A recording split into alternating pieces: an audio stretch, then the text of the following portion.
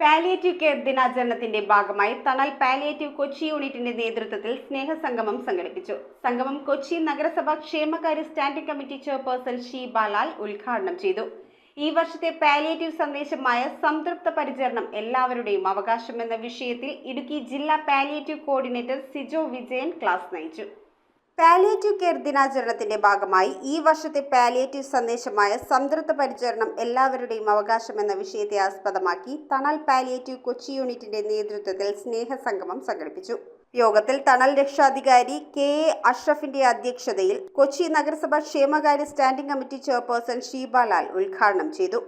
ഇന്ന് സമൂഹത്തിൽ ഒരു വീട്ടിൽ ഒരു രോഗി ഉണ്ടെങ്കിൽ ഉടനെ തന്നെ ഞങ്ങളെ പോലുള്ള ജനപ്രതിനിധികളെ വിളിക്കുകയാണ്. അമ്മയെ നോക്കാൻ, അച്ഛനെ നോക്കാൻ ആരെങ്കിലും കിട്ടുമോ, അവരെ നമുക്ക് എവിടെയെങ്കിലും ആക്കാൻ പറ്റുമോ? 3 പെൺമക്കളുണ്ടെങ്കിലും 5 ആൺമക്കളുണ്ടെങ്കിലും 11 മക്കളുണ്ടെങ്കിലും ഇത് തന്നെയാണ് സ്ഥിതി.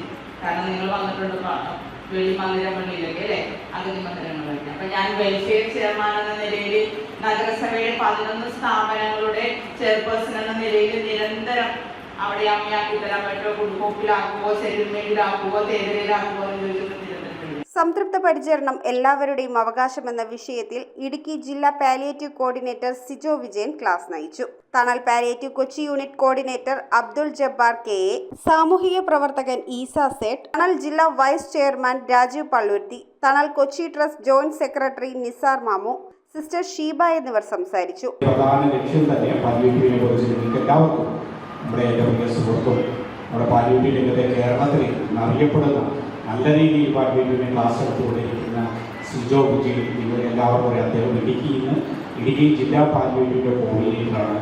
ഇന്ന് അദ്ദേഹത്തെ കിട്ടിയത് തന്നെ കാരണം ഈ ആഴ്ചകളൊന്നും അദ്ദേഹത്തെ അങ്ങനെ പെട്ടെന്ന് കിട്ടുന്ന ഒരാളല്ല. കാരണം അത്രയും ക്ലാസ്സുകൾ കൃത്യമായ അതിൻ്റെ എല്ലാ കാര്യങ്ങളും കൈകാര്യം ചെയ്യുകയും പാലിയേറ്റീവ് എന്താണ്, പാലിയേറ്റീവിൻ്റെ പരിചരണം എന്താണ്, അതിൻ്റെ സഹകാരികളുടെ റോൾ എന്താണ്, അതിൽ സഹായിക്കുന്നവരുടെ റോളാണ്. ഇന്നിവിടെ കൂടിയിരിക്കുന്ന ആളുകൾ എല്ലാവരും തണലിന്റെ സഹകാരികളാണ്. കാരണം ഇവർ ചെയ്യുന്ന പല പ്രവൃത്തികളും ഞാൻ ധാരാളമായിട്ട് ഇവരുടെ പ്രവൃത്തികളെ ഇൻവോൾവ് ആയിട്ടുണ്ട്. ധാരാളം നല്ല പ്രവൃത്തികൾ, ധാരാളം പേര്, അതുപോലെ ഒരു സെൽഫ്ലെസ് ആയിട്ടുള്ള ഒരു സർവീസ് ചെയ്യുന്ന ഒരു ഓർഗനൈസേഷൻ കൂടിയാണ് തണൽ പാലിയേറ്റീവ്. ജനുവരി 15 പാലിയേറ്റീവ് ദിനമായി ആചരിക്കുകയാണ്. ഇതിൻ്റെ തുടക്കം കോഴിക്കോട് മെഡിക്കൽ കോളേജിൽ നിന്നാണ്. ഇന്നത്തെ പന്തലിച്ച് സംസ്ഥാനത്തിൻ്റെ മുഴുവൻ ജില്ലകളിൽ വ്യാപകമായി നടന്നുകൊണ്ടിരിക്കുന്ന ഒരു പ്രവർത്തനമാണ് പൈനാൻ പാലിയേറ്റീവ് എന്നത്. പൈനാൻ പാലിയേറ്റീവ് സജീവമായി കൊച്ചി മട്ടാഞ്ചേരി മണ്ഡലത്തിൽ പള്ളുരുത്തി അടക്കമുള്ള പ്രദേശങ്ങളിൽ സജീവമായി അതിൻ്റെ സാന്നിധ്യം അറിയിച്ചുകൊണ്ടുള്ള പ്രവർത്തനങ്ങളിലാണ്. അത് രൂപം കൊണ്ട അന്ന് മുതൽ ഇന്ന് വരെയുള്ള അതിൻ്റെ പ്രവർത്തന നാൾ വഴികൾ നമ്മൾ പരിശോധിക്കുമ്പോൾ ഓരോ വർഷവും അതിൻ്റെ പ്രവർത്തനങ്ങൾ കൂടുതൽ ആളുകൾക്ക്, കൂടുതൽ